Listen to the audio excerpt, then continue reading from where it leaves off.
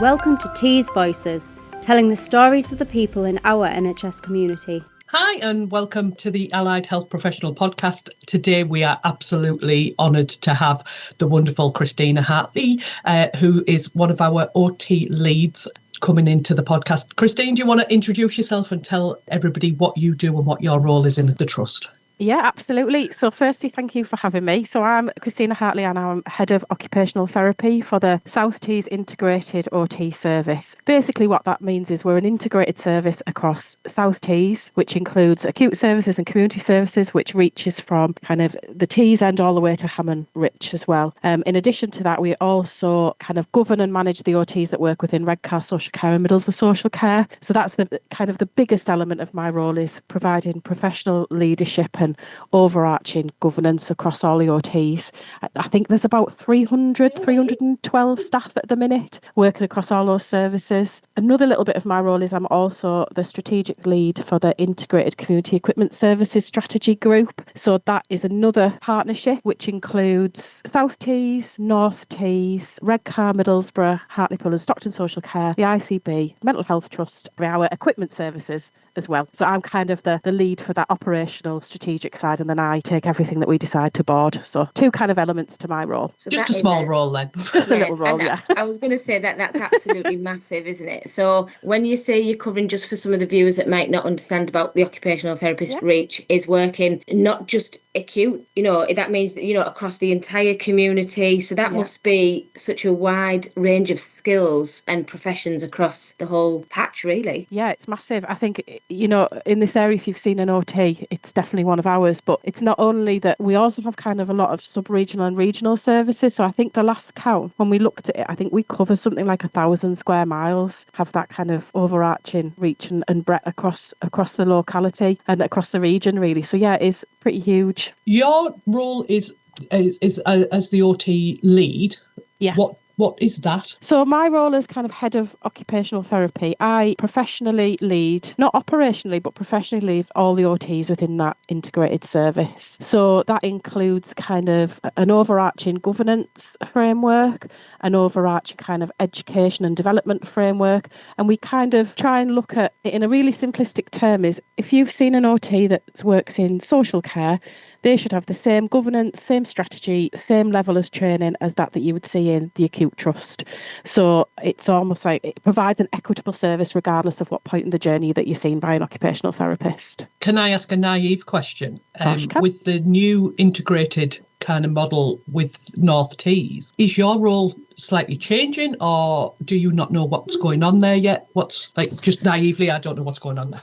Yeah, so at the minute we're still in that state of flux, I guess. I think the CSUs have been established, and we're still kind of, the management is still trying to figure out where AHPs best lie. And I think occupational therapy within that is even a little bit not tricky, just a bit different because of the partnership working that we've got. I would love to see some kind of development and further partnership working with our colleagues in North Tees, or UHT as we're called now, but what that looks like, we're still waiting to see. We have started a few things though. We've we work really closely with our OT colleagues at North Tees. Here in IOTS, we run a monthly kind of lunch and learn masterclass group where our band 7s and some of our 6s put on an hour-long presentation or training opportunity. So we've opened that up to North Tees, so they're coming to our next one, which is really great. So far we've had continence, housing, adaptations and vascular rehab, I think. So that happens every month. So we're really looking forward to North Tees joining us, but also them teaching us as well. That sounds amazing, doesn't it? And I think what I know about occupational therapists is they're absolute problem solvers. Nothing is beyond them. And I think that being the organisation to understand the role and to utilise it is actually going to be the key going forward in the 10-year plan. And I think that our occupational therapists, once the CSUs are kind of developing, having that voice is going to be so important.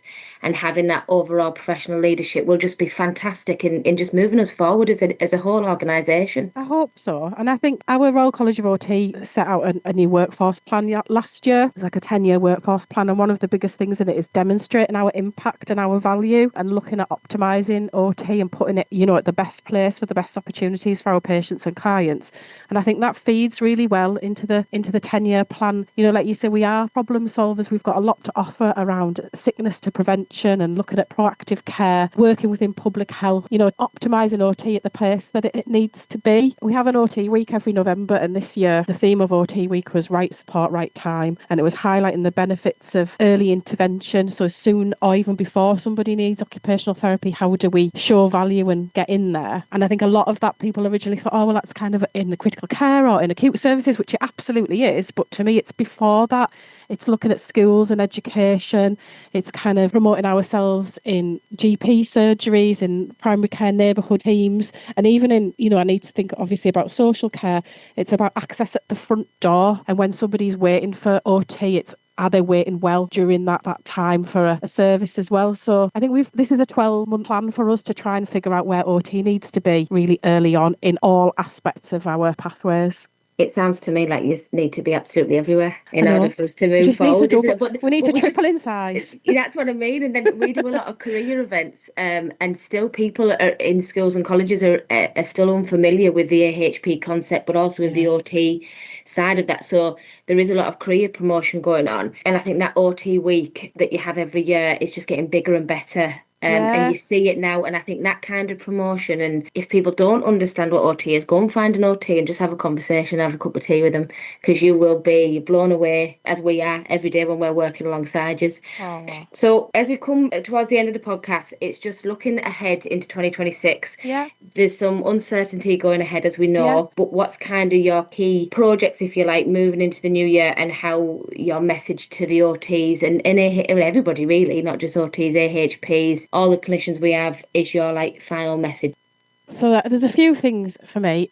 So I do think it continues with that theme of demonstrating our value and wherever that needs to be. And I think, like I said, it's starting at the beginning. So I've got a project coming up working with therapeutic care where we're looking at a joint project with the T-level students in the new year. So I'm kind of trying to look at a bespoke OT placement offer, which I think would be great. So it's almost kind of having that NHS that's fit for the future, isn't it? We're also putting our apprentices to work within therapeutic care to kind of put activity back on the map. So why people get confused about occupational therapy is because occupation actually means activity. So we're, in essence, we're any activity that's meaningful and purposeful to a person. So any occupation. So I think working with therapeutic care is going to really help. We've also got really strong links now with our sustainability services and Natural England. So looking at how OTs can work in a greener way. So making every kind of contact output in green therapy. So they're kind of some projects, but I think overarching would be for all the OTs, so not to forget their worth, that were really important, continue to kind of demonstrate our value and how flexible we can be. And we've got so many skills to our bow, from working in paediatric care and neonatal care, right to wheelchair services, respiratory, neuro rehab, housing adaptations and equipment delivery. So I think it's don't forget your worth. That's what I would say. I think it's a fantastic message. Thank you so much for joining us on the podcast today. And I hope your 2026 is everything you want it to be. Thank you. Look after yourself. Thank you. Thank you for joining us. Till next time, you've been listening to T's Voices.